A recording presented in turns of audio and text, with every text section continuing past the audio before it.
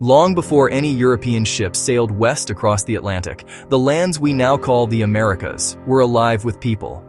This was not an empty wilderness waiting to be discovered. It was a continent filled with millions of individuals, organized into countless societies, each with its own language, traditions, deep history. The story of America does not begin in 1492. It begins thousands and thousands of years earlier, with the first courageous people who made this land their home. Most scientists believe that the first people arrived from Asia more than 15,000 years ago, during the last Great Ice Age.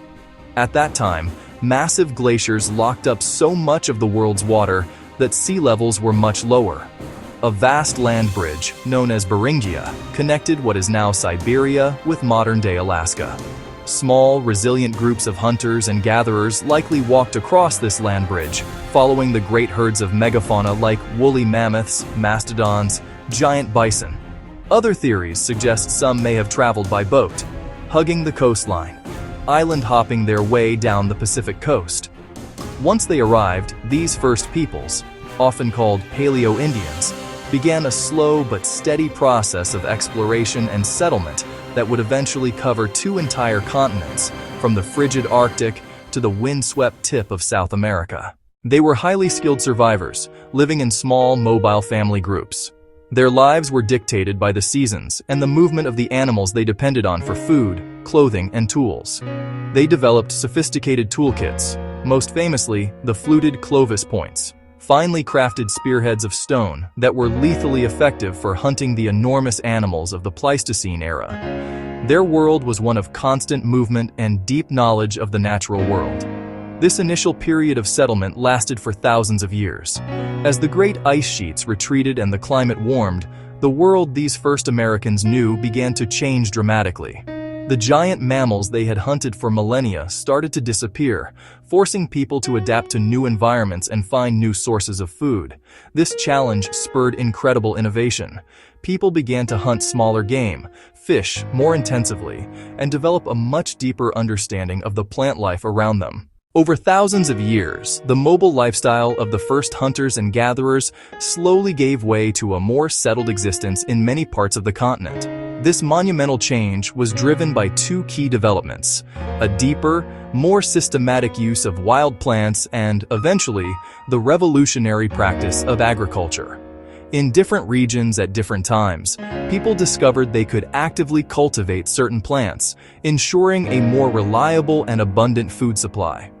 This agricultural revolution was not a single event, but a slow, unfolding process. It allowed people to stop moving with the seasons and begin to build permanent villages, which in turn led to larger populations and more complex social structures. The most important crops that fueled this transformation were what many indigenous peoples call the Three Sisters. Corn beans, squash first domesticated in Mesoamerica. These three plants were a nutritional powerhouse. Corn provided carbohydrates, beans offered protein. Planted together, they even helped each other grow. Corn stalks provided a trellis for the beans to climb. The beans fixed nitrogen in the soil, and the broad leaves of the squash shaded the ground, preventing weeds and conserving moisture.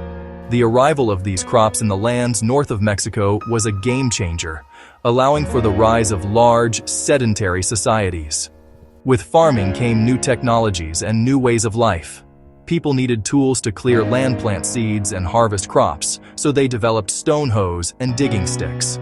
To store the surplus food they grew, they perfected the art of pottery, creating durable clay vessels that could protect grains from moisture and pests. Homes became more permanent and substantial, evolving from simple, temporary shelters into sturdy structures of wood, earth, and stone designed to last for generations. Life became more predictable, centered around the annual cycles of planting, growing, and harvesting, rather than the constant pursuit of migrating animals. This shift also fundamentally changed social organization. Living together in larger, permanent villages required new rules for cooperation and resolving disputes. In the river-rich valleys of the Mississippi and Ohio, agriculture anchored a new way of life, the Mississippian world. Here, people raised monumental earthen mounds, engineered platforms for temples, leaders' homes, and honored burials.